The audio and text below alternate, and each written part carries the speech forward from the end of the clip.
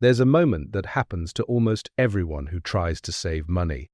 You're doing great, watching every dollar, saying no to everything, and then one day you snap.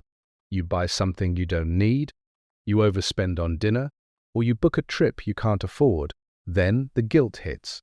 Sound familiar?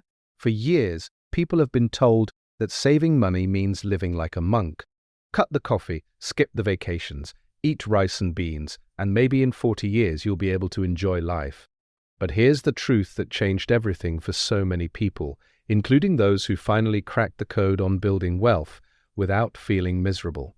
Saving money doesn't have to mean depriving yourself of everything that brings joy. The traditional approach to saving is broken. Financial experts have been preaching the same gospel for decades. Cut expenses, spend less, tighten your budget. These phrases all carry the same message, that saving is about restriction and punishment. It's no wonder most people fail at it. Think about diets for a second. The strictest diets might work for a few weeks, but they're impossible to maintain. Eventually, you crash and erase all your progress. Money works the same way. When you try to squeeze every penny out of your budget, you create a pressure cooker situation that eventually explodes. The real breakthrough comes when you stop viewing money as this formless thing sitting in your account. Money becomes powerful when you give it a job.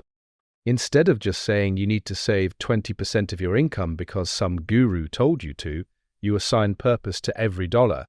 30% goes to living expenses. 10% goes toward a dream vacation.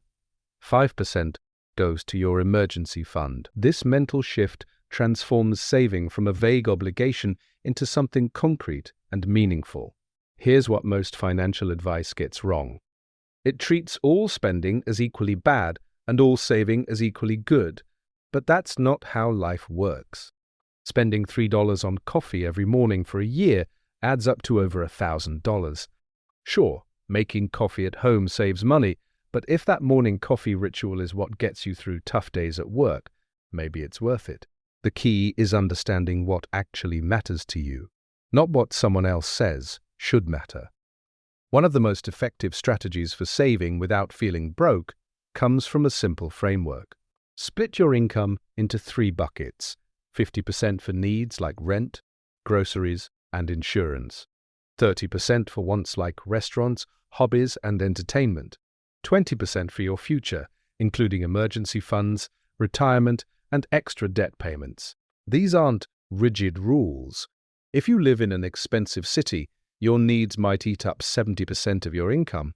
That's fine. Work with your reality, not someone else's ideal.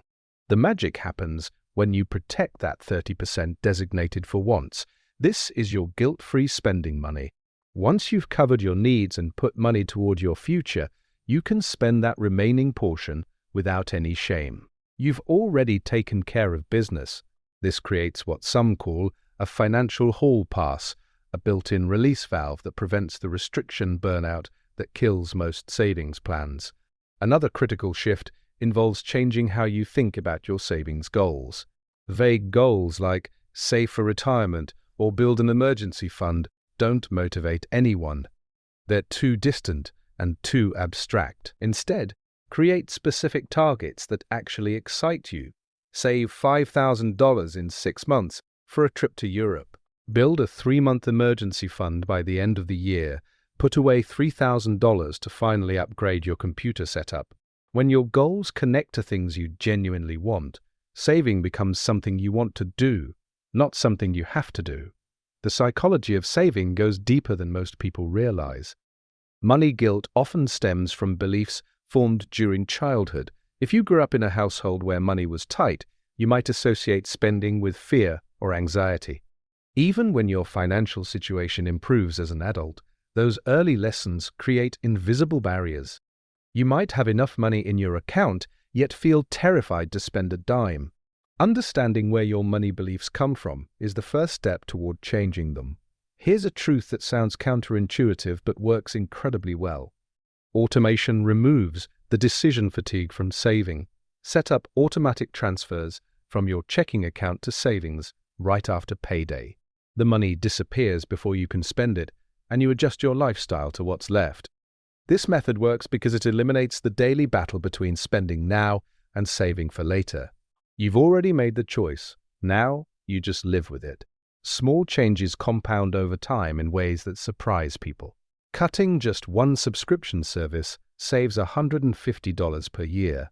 Cooking dinner at home twice a week instead of ordering takeout saves over $1,500 annually. Finding a phone plan that costs $15 less per month adds up to almost $200 saved. None of these changes feel dramatic in the moment, but together they create real breathing room in your budget. The guilt-free spending approach also means giving yourself permission to spend on things you value. If you love going to concerts, budget for concerts. If fancy skincare products make you feel great, include that in your wants category.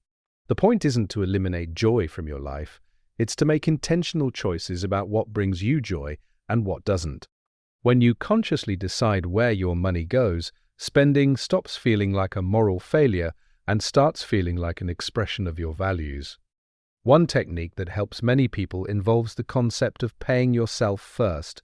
Before you pay bills, before you buy groceries, before anything else, transfer money to savings. Even if it's just $25 per week, that consistency matters more than the amount. In 20 years, at a modest 2% interest rate, those weekly $25 deposits grow to nearly $30,000. That's real money, built from what most people would consider pocket change.